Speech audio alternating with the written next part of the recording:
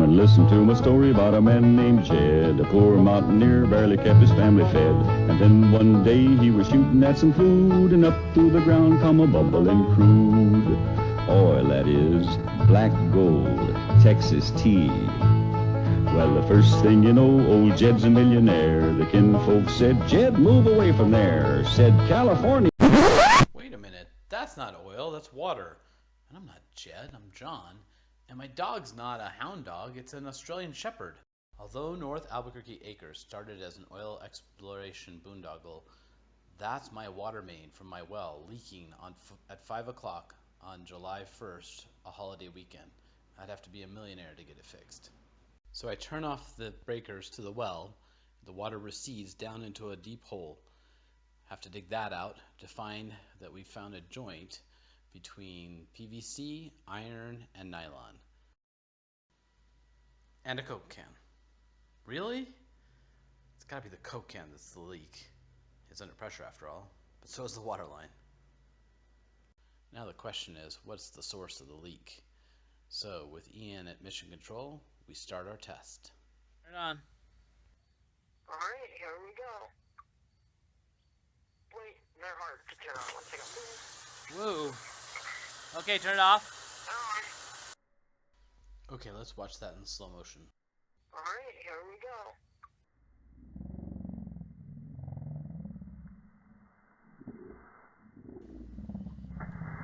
As you can see, the water's coming from the PVC side of the joint. Is something I have experience with. There's a chance I could fix this. Hey, Toby. Hey, Toby. Well, Toby, we gotta fix this hole. So here we're gonna do, we're gonna go down, yep. We're gonna way down here, 3 feet in the ground, and replace that PVC fitting.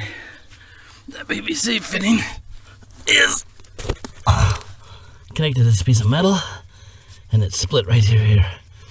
So we're gonna put a compression fitting back here.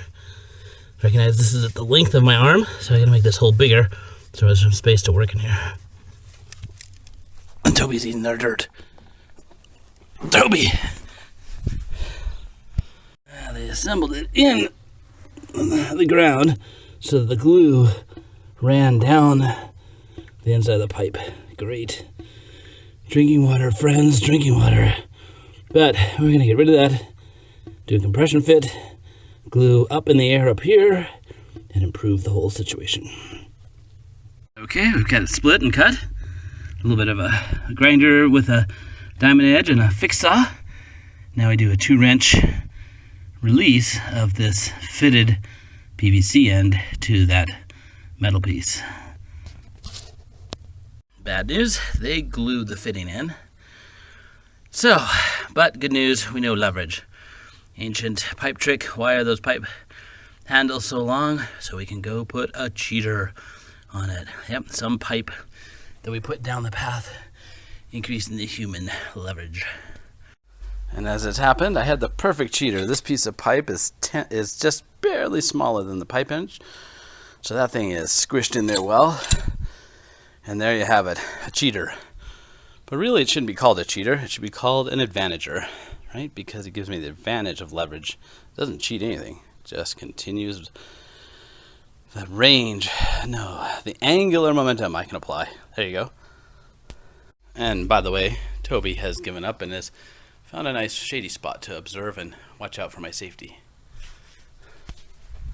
Okay, well, I had to dig a little channel out just to get this have enough handlebar movement, but I got it, it released. And now you can demonstrate the beauty of a pipe wrench. Why are those pipe wrenches always loose? Because you can do this. Yeah, right. He demonstrates not, but you can pull it off. Oh, the split has been found, and I gotta take better care. See you, bye. Rough going here. And so you gotta use the vice, or the long handle pliers to get this out, to keep the split from leaving the threads inside the metal binding, because that's where the split is. It's right at the coupler between the hexagon for the wrench and the threads. Looks like I'm getting it. And then I also should be using a GoPro because this holding a phone and doing stuff doesn't work well, obviously. And this Nexus 6 decides to disconnect the camera from the phone, giving me a chance to report that to Google in the middle of this. Can you imagine that? Oh, man, that's the difference between Android and iOS. iOS experience stays consistent, the Android decays. Well, back to it. First victory, we have the end off, and we even have the split. So let me pull this out of here, and you'll see right here in the sunshine that there's our splitter. Right at the wrench point, which is why that was so hard, because if that broke off and left this inside, that was going to be difficult. So why did it split? Well, 10 years old, PVC, but if you hold it just like that, and then you go down here and you recognize these pipes aren't straight, and as I was undoing it, I found that there was some tension between this pipe and that pipe. So this one wants to go this way, this one's this way. We'll do that in a graphic, and basically they bent it in, leaving stress right there. We're going to put a compression joint in and put that there, and that should release the amount of stress. It can't fix the angle issue, but the compression joint will make this easy to fix and allow a little bit of wiggle against the rubber gaskets to relieve that stress. And 10 years of happy ownership. Alright, here it is cleaned up. Lots more things to learn. They did a very sloppy job. Glued the crap out of it. In fact, oddly enough, this here has some purple in it, making me think that the beginnings of the crack may have even happened when they put it on there, but that's reading in a little too much, but very interesting. Anyhow, some rust from the metal unit that's right next to it, layering up on it, and then the glue going down the body. They overglued it, and then they didn't intentionally glue it. It's just because they overglued it, and in fact that may have been the repair for the crack. They may have noticed that they cracked it and didn't want to replace the part, but you see the glue leaked out into the threads, which is what caused that to be tougher. So there we are. Nice split, stress crack, and soon to be history. Physics is everywhere. Alright, so the funny part about having no water is you don't have water to clean stuff with, so always good to have a case of water. So we're doing Kirkland here. I think I have a little. So for the compression joint to work, we need this to be really clean, and we want to make sure that we get all of the dirt out of the inside because it's going to go in our system. Measure this gap to be 6¼ inches. So we're going to put that in at 6¼ we're going to make this assembly, so all we have to do is the compression in the hole, and that'll help us not get any glue on the inside of the pipe.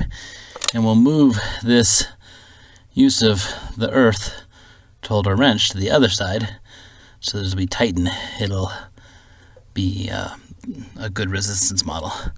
So at the next stop, you'll see us building this from here to there, and of course this will be all clean.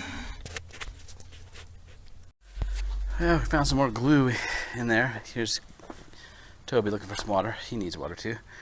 To get the glue out of there, I'm going to cut the pipe back another 3 inches because it is all down the inside, which of course tells me that the hypothesis that this crack was at installation is still true, or is very, very likely.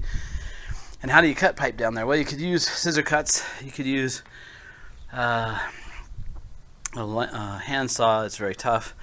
I'm using a rotating grinder with a diamond needle, and of course safety glasses, but that gives me a really narrow area to work in, and it works really well. So I'm going to go cut off another 3 inches, and then we'll measure the end. Alright, so to make sure that we don't get glue and prep inside the tube, we're going to do this gravity positive like this. I'm going to prep it out here so the run is all on the outside, and then put the cap on to the glue interface like this. So we'll see if we can pull that off. We're going to do some gravity negative prep on this so that it doesn't go that way. Alright, so here's how this works. We take this apart. Yeah, we do. Like that, I wish I had a GoPro or a cameraman.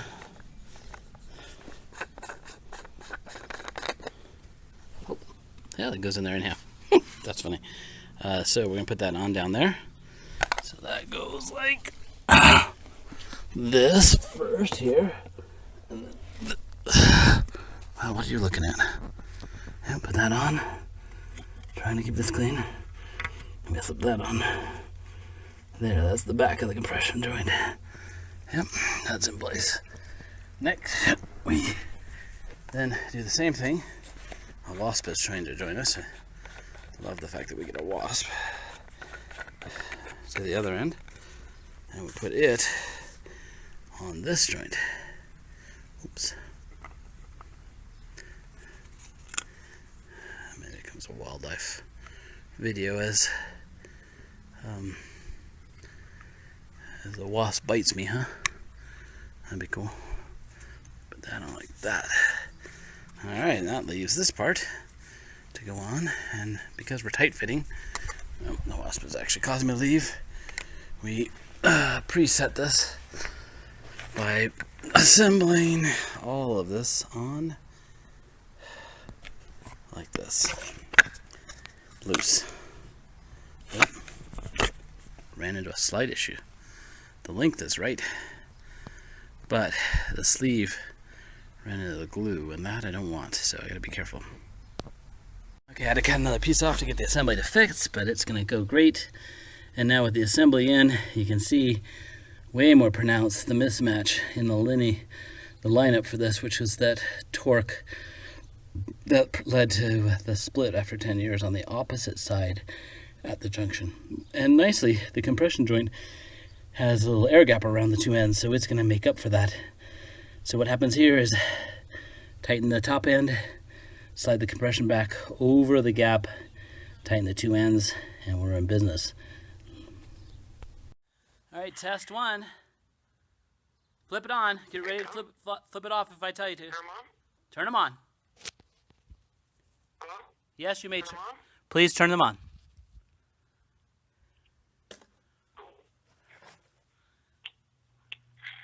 Okay, they're on. Are they on? Yeah. Woot woot! Looking good. Keep them on. Thank you. Thanks. Okay, it's fixed and under pressure, so now we dry out the hole and let it run and see if we get no leaks over the next so many hours. Here we are, 8 hours later, hole's dry, fix is perfect, we're ready to bury it. Oh, hi Toby. So it looks pretty good, huh? Yeah, so after 5 hours of labor and about $15 of parts, $5 for the couplers, $5 for the coupler rather, $5 for the pipe, a couple dollars for joints, some other stuff. We have it ready for sod, and water has been online for 2 days and it's looking great. So many thanks to Big as Life, a website where someone showed he could do his water main and gave me some good tips on what to do, and to E-Wing Irrigation, which showed how to build a pipe repair using a compression joint, and to Toby and to Ian, because you always need a second pair of hands and someone at the other end of the phone.